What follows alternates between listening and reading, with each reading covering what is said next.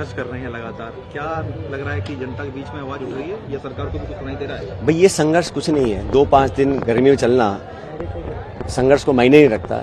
जिन लड़के लड़कियों ने साल 2 साल मेहनत कर कर कोचिंग लेकर ट्यूशन पैसे खर्च कर कर किराए के मकान में रह के पेपर दिए, पेपर लीक हो गए, उनका भविष्य अब अंधकार में जूझ रहा है, उन लोगों की पीड़ा हमें समझनी चाहिए, उनके परिवार वालों की क्या पीड़ा है।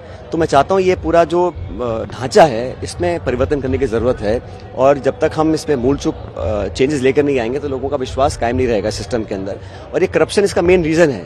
पेपर आउट होता है तो पैसे में बिकता है ना वो, तो पैसा करप्शन इस पूरे सिस्टम को खोखला कर रहा है। उसके खिलाफ सब नौजवान हैं, मैं भी इस बात को लेकर रख रहा हूँ।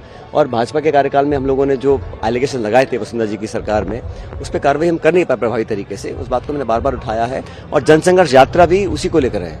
लेकिन जो पार्टी है वो ये कह रही है कि ये सचिन पायलट की अपनी यात्रा है, पार्टी का इससे कोई लेना देना नहीं है। चाहे वो दिल्ली की बात करें, एआईसीसी की बात करें, यहाँ की बात करें, गहलोत साहब भी कह रहे हैं कि उनकी अपनी यात्रा है, इससे पार्टी का कोई लेना देना नहीं है, वो अपनी पार्टी के खिलाफ हो काम सकता है। नहीं, मैं किसी के खिलाफ नहीं काम कर रहा हूँ। मैं तो करप्शन के खिलाफ हमेशा कांग्रेस पार्टी रही, मैं वही बात रख रहा हूँ। नौजवानों का फ्यूचर सिक्योर करने की बात कांग्रेस पार्टी में से करती है, मैं वही बात कर रहा हूँ। तो विरोधाभास कहाँ है इसमें? करप्शन को लेकर ही शायद कर्नाटक में कांग्रेस को बड़ी जीत मिली है, आप भी यही मुद्दा उठा रहे हैं, लेकिन सरकार उस तरीके का एक्शन लेती नजर नहीं आ रही। तो लेना चाहिए ना, वही तो मैं आग्रह कर रहा हूँ। इसमें पार्टी तो क्या कर सकती है, सरकार को एक्शन लेना है। सरकार बनी है, पार्टी के दम ने सरकार को कायम किया है, हम सबने निर्माण सरकार का किया, इस आश्वासन के साथ कि हम कार्रवाई करेंगे। पिछले 25 साल से 5 साल कांग्रेस रहती है, 5 साल बीजेपी रहती है, तो ये घटनाक्रम तोड़ने का क्या उपाय है?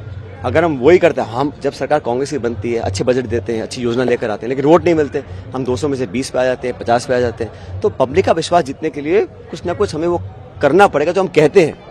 ये इस बात को लेकर मैं आगे बढ़ा हूँ। क्या ये माना जाए कि अपनी जनसंघर्ष यात्रा निकाली है, इसके बाद आज इसका समापन है, 5वां दिन है, इसके बाद भी क्या ये यात्रा कंटिन्यू रहेगी? मुझे लगता है कि हमारी बात, मेरी बात नहीं, पब्लिक की बात को सबको सुनकर उस पर एक्शन लेना चाहिए और वो निवेदन आज करेंगे।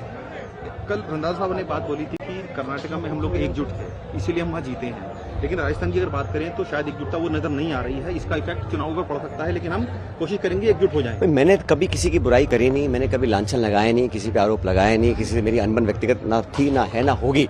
राजनीति में व्यक्तिगत अनबन होनी भी नहीं चाहिए।